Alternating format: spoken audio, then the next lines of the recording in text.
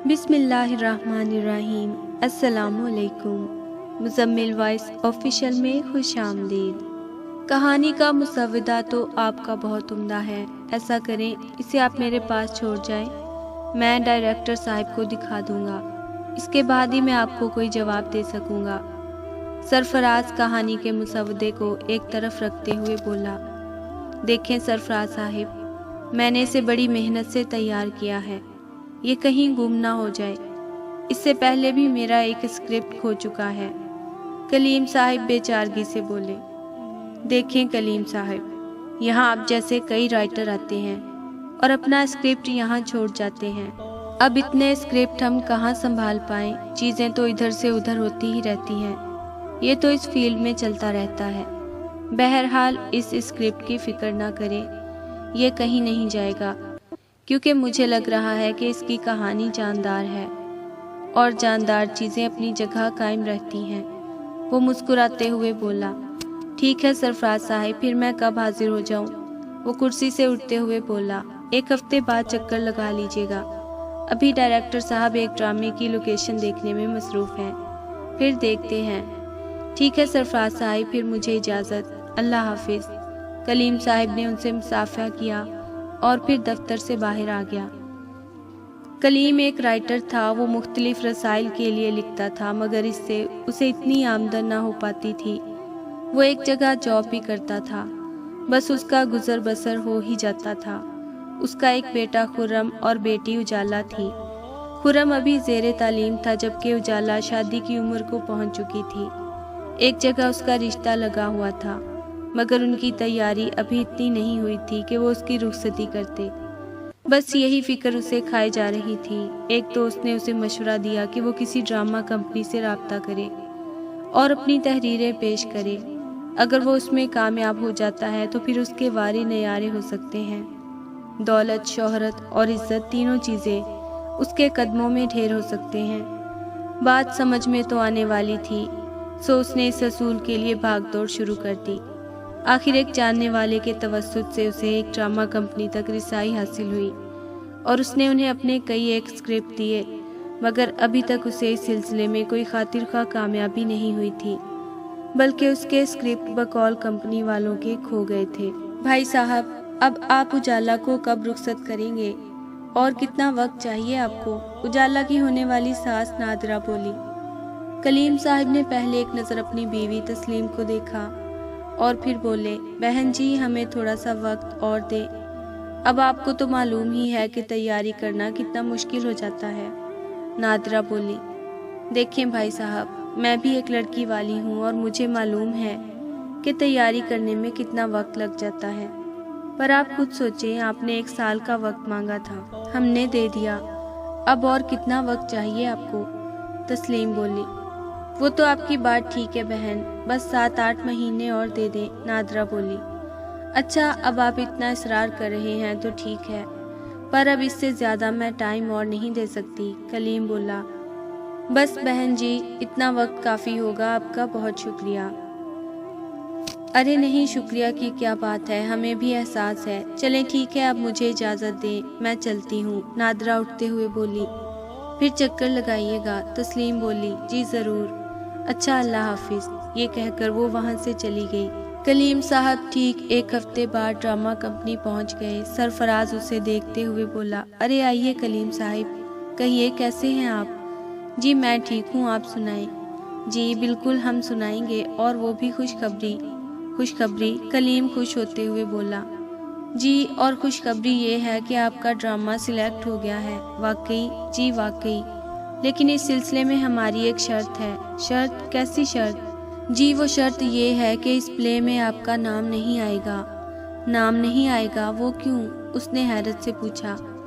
देखें कलीम साहब, आपका स्क्रिप्ट हमने एक बड़े राइटर से थोड़ा ठीक करवाया है। दरअसल टीवी की अपनी डिमांड होती है और आप नए हैं, इसलिए हम कोई रिस्क नहीं ले सकते। लेकिन आप फिक्र ना करें, पेमेंट आपको ज़रूर मिलेगी। ये सुनकर उसका चेहरा कुछ बुझ गया, फिर वो कुछ देर सोचते हुए बोला, चलें ठीक है, मुझे मंजूर है।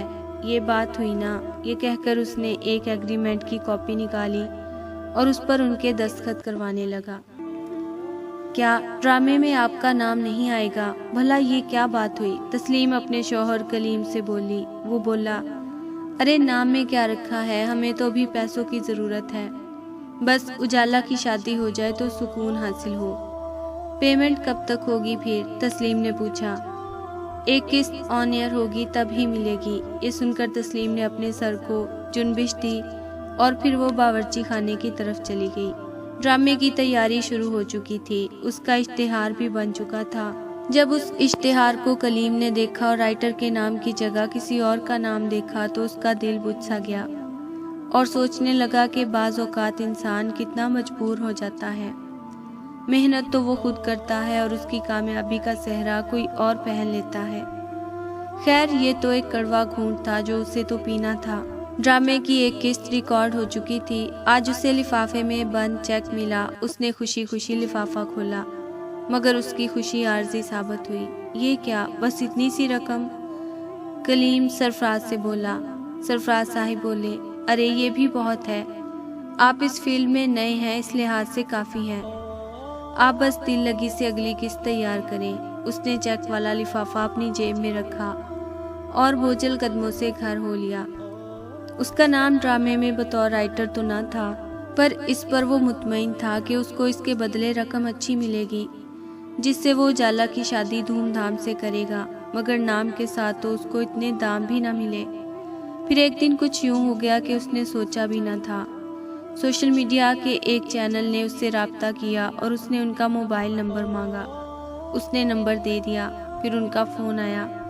کوئی کبیر نامی شخص تھا۔ وہ بولا، کلیم صاحب، ہم نے آپ کی تحریریں پڑھی ہیں، آپ خوب لکھتے ہیں، پر لگتا ہے آپ کو ابھی تک کوئی آپ کا قدردان نہیں ملا۔ جی آپ کا شکریہ، آپ ایسا سمجھتے ہیں، کہیے میں آپ کی کیا خدمت کر سکتا ہوں؟ کلیم صاحب بولے۔ یہ سن کر وہ تھوڑا مسکرایا اور پھر بولا، ارے خدمت تو ہم آپ کی کرنا چاہتے ہیں، روپوں کی صورت میں۔ کیا مطلب؟ میں سمجھا نہیں۔ ارے ہم آپ سے تحریریں لکھوانا چاہتے ہیں، کام ہماری مرضی کا اور دام آپ کی مرضی کا۔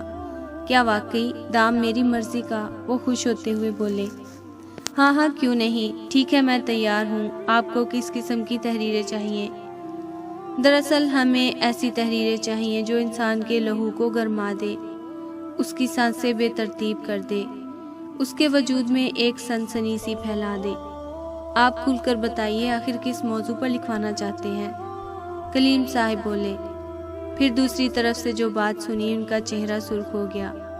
وہ چیختے ہوئے بولے، کیا یہ آپ کیسی باتیں کر رہے ہیں؟ میں ایک رائٹر ضرور ہوں پر ایسی واہیات اور اخلاق سے گری ہوئی تحریر نہیں لکھ سکتا۔ سوری، آپ نے غلط دروازہ کھٹکھٹایا، میں اپنے ضمیر کا سودا نہیں کر سکتا۔ کبیر بولا، کلیم صاحب آپ اس وقت جذبات سے کام لے رہے ہیں، آپ ذرا ٹھنڈے دماغ سے سوچیں۔ اچھا میں آپ کو دوبارہ کال کروں گا۔ سلسلہ منقطع ہو چکا تھا۔ ارے میں کہتی ہوں تیاری کیسے ہوگی، 4 مہینے تو پلک جھپکتے ہی گزر گئے۔ تسلیم کلیم سے بولی۔ کلیم جو کسی سوچ میں ڈوبا ہوا تھا بولا، تسلیم کچھ نہ کچھ ہو جائے گا، فکر نہ کرو۔ ارے یہاں میری راتوں کی نیندیں اڑ گئی ہیں اور تم کہتے ہو فکر نہ کرو۔ ارے میں کہہ رہا ہوں نا کہ کچھ نہ کچھ ہو جائے گا، کلیم نے کہا۔ اللہ کرے ایسا ہی ہو۔ یہ کہہ کر تسلیم اپنے گھر کے کاموں میں لگ گئی۔ دوسرے دن کلیم کے پاس کبیر کا دوبارہ فون آیا۔ اس نے جھٹ فون ریسیو کیا۔ جی کلیم صاحب، پھر آپ نے کیا فیصلہ کیا؟ ٹھیک ہے کبیر صاحب، میں آپ کے لیے کام کرنے کے لیے تیار ہوں، پر آپ سے ایک گزارش ہے، تحریر پر میرا نام نہیں آنا چاہیے۔ کبیر خوش ہوتے ہوئے بولا، ارے یہ بات ہوئی نا، آپ فکر نہ کریں، آپ کا نام بالکل نہیں آئے گا، بس آپ اپنی تحریر جلد بھیج دیں اور ساتھ میں اپنا اکاؤنٹ نمبر بھی بھیج دیں۔ یہ کہہ کر کبیر نے فون بند کر دیا اور کلیم اپنی خواب گاہ میں آ کر اپنا پین اور پیج کھول کر بیٹھ گیا۔ وہ کچھ دیر تک کچھ سوچتا رہا اور پھر تیزی سے اس کا قلم چلنے لگا۔ کلیم کو کوریئر کے ذریعے ایک لفافہ موصول ہوا۔ اس نے فوراً اسے کھولا۔ اس میں چیک تھا۔ چیک کی رقم دیکھ کر اس کی آنکھیں چکرا گئیں۔ اسے یقین ہی نہیں آ رہا تھا کہ اسے اپنی تحریر کی اتنی اچھی رقم ملے گی۔ وقت یوں ہی گزرتا رہا۔ اب اس کی آمدن بڑھ چکی تھی۔ کبھی کبھی وہ سوچتا کہ سیدھا راستہ کتنا کٹھن ہوتا ہے اور ٹیڑھا راستہ کتنا سہل اور آسان ہوتا ہے۔ سیدھے راستے سے اس نے کتنی کوشش کی پر اتنی آمدنی نہ ہو سکی، اور دوسرے راستے سے تو روپوں کی بارش ہو گئی ہے۔ اب اس کے پاس اتنی رقم تھی کہ اس نے اجالا کی شادی دھوم دھام سے کر دی۔ وقت کا پہیہ یوں ہی چلتا رہا۔ پھر ایک دن وقت نے پلٹا کھایا۔ اجالا جسے خوشی خوشی گھر سے رخصت کیا تھا، شادی کے کچھ عرصے بعد روتی ہوئی گھر آ گئی۔ شوہر سے اس کی کسی بات پر لڑائی ہو گئی تھی اور وہ گھر آ کر بیٹھ گئی تھی۔ تسلیم اور کلیم نے اسے بہت سمجھایا کہ گھر اس طرح نہیں چھوڑتے، پر اس نے ان کی نہ سنی۔ کبھی کبھی کلیم سوچتا کہ میں نے جس غلط کام کی آمدن سے اجالا کا بیاہ کیا تھا، اس کی ہی نحوست تھی کہ وہ گھر آ کر بیٹھ گئی ہے۔ لوگ ناجائز دولت کما کر سمجھتے ہیں کہ وہ اس سے سکھ کی زندگی گزاریں گے، پر انہیں یہ نہیں معلوم ہوتا کہ آگے جا کر اس کی نحوست کیا رنگ لانے والی ہے۔ ایک دن کلیم کو اپنے بیٹے سے کچھ کام تھا۔ وہ اس کے کمرے میں گیا پر وہ نہیں تھا۔ ابھی وہ کمرے سے باہر آتا، اچانک موبائل فون بجا۔ اس نے اپنا موبائل دیکھا پر اس کا فون نہیں بجا تھا۔ اچانک اس کی نظر صوفے پر گئی، وہاں سے فون کی آواز آ رہی تھی۔ جب تک وہ اٹھاتا موبائل بند ہو چکا تھا۔ ارے یہ تو خرم کا موبائل ہے، شاید جلدی میں لے جانا بھول گیا ہے، اس نے خود سے ہم کلامی کی۔